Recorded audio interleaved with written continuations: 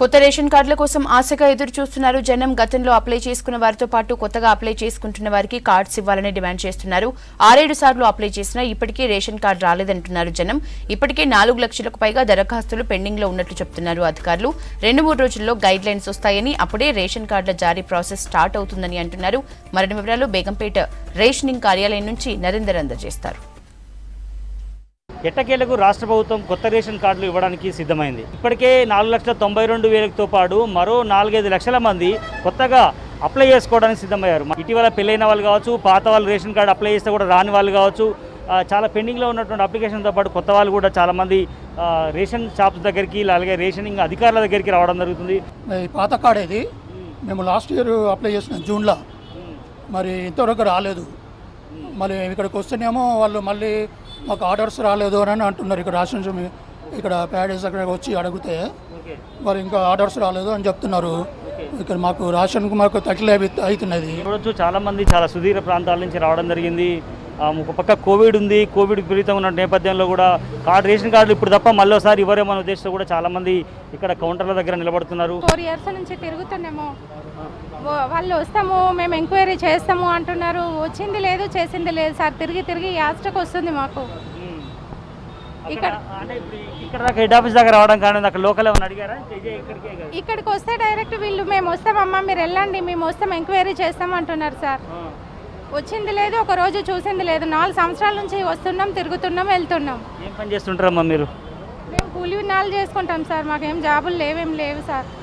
గతంలో ఎన్నిసార్లు అప్లై చేసాం?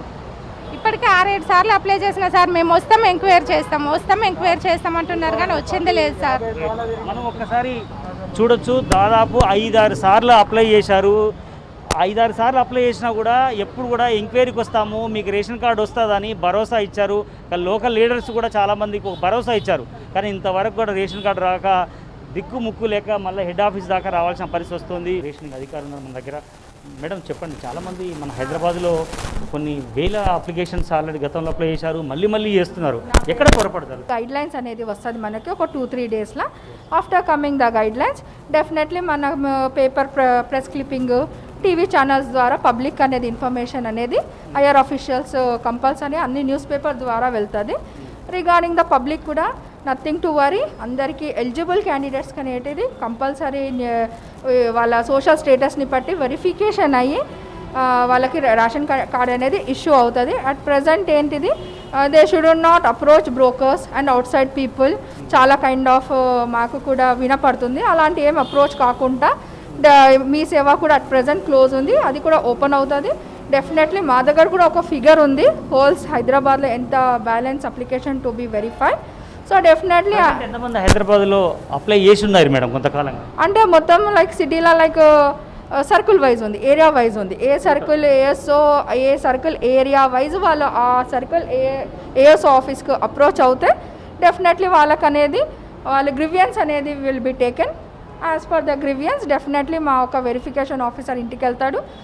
ఇంటికి వెళ్ళి వెరిఫై చేసుకొని 360 డిగ్రీస్లో అతని social status, income, economically fitness అదంతా చూసి కార్డ్ అనేది యాజ్ పర్ ద ఇష్యూ. అధికారులు మాత్రం మీకు ఆల్రెడీ సర్వే చేసి వాళ్ళ ఇంటికి ఎంక్వైరీకి వెళ్ళి రేషన్ కార్డు ఇస్తామంటున్నారు. కానీ ఇప్పుడు మాతో మాట్లాడారు, ఒక్కోసారి 6 సార్లు అప్లై చేశాము, ఎలాంటి వెరిఫికేషన్ జరగలేదు, మా ఇంటికి రాలేదు, మేము నిరుపేదలమని వాళ్ళు బాధపడుతున్నారు. అలాంటి వాళ్ళకి లేదు, ఇంతకుముందు ఆల్రెడీ ఇష్యూ చేశాము మేము రేషన్ కార్డ్స్.